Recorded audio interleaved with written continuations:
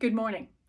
On this episode of The Professor Helps, I'm going to talk to you about doing things right now.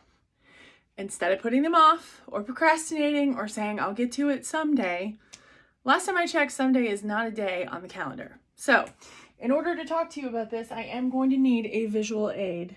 And my visual aid has disappeared. One moment.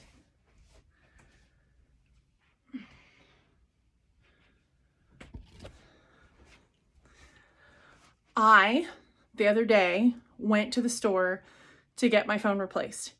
And that doesn't sound big in and of itself, but when I think about over the years, the many, many times that I have waited till the very last minute, lost all my data, lost all my pictures, had to do a backup solution, it was a crisis, it was horrible.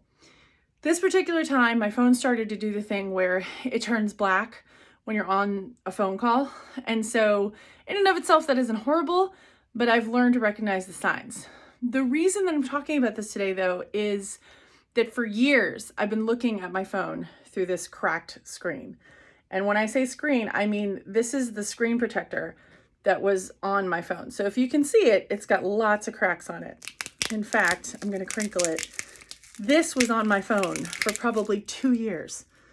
And every time I looked at it, it made me mad. It frustrated me. I felt bad I had damaged my phone, but really I hadn't damaged my phone. I had damaged my screen protector.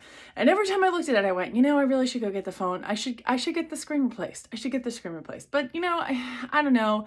It's going to cost money. It's going to take time to ship. I'm going to take it off, and they got it perfect when I got it on here. I don't know. Come to find out, it would have cost me $5 to do that. And I would have saved myself so much aggravation every single time I picked up my phone.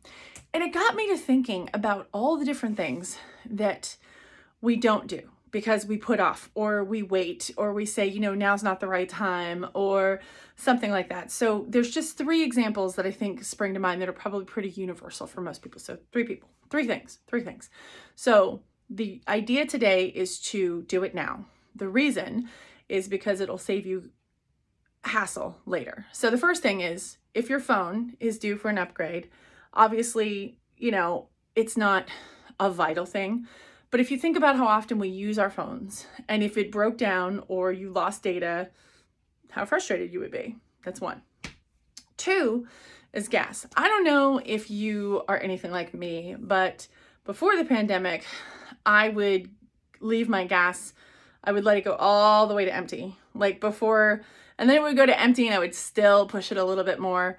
But ever since the pandemic and our recent winter storm here in Texas, my husband has actually helped me to see that it's really important to have a full tank of gas pretty much all the time.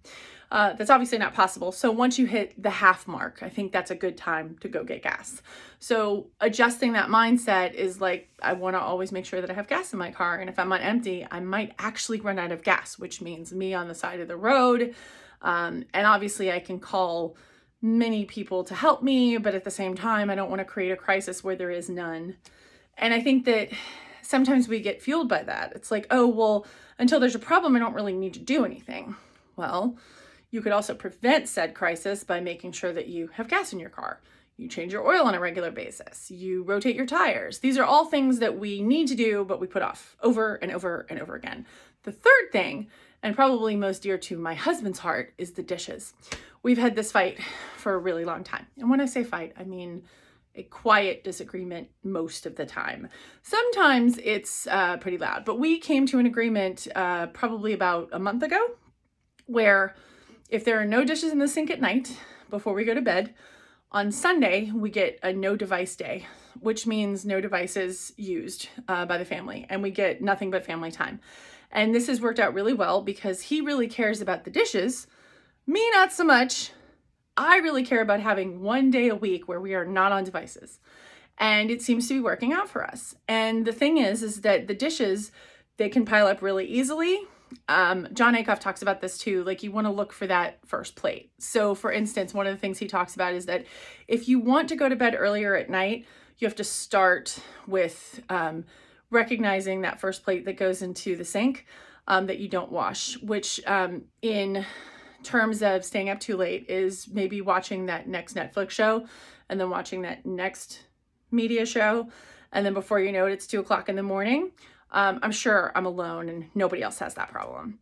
However, a couple weeks ago, I started going to bed at 10 o'clock at night. And the reason is because I started turning things off at 9 o'clock and setting myself up for meditation at about 9:30.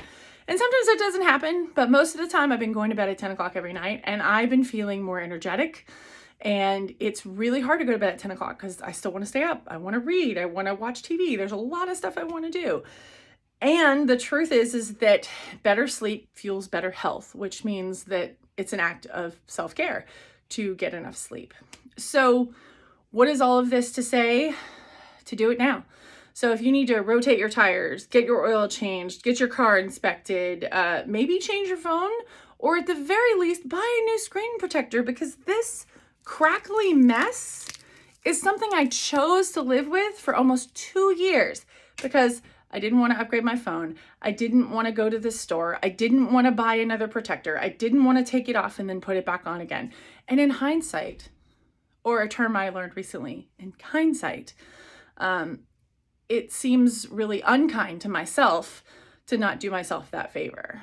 So I think the biggest thing that I will take away from this is that when I get that first inkling that something needs to be done, like if there's a pull in my car, go get the car looked at.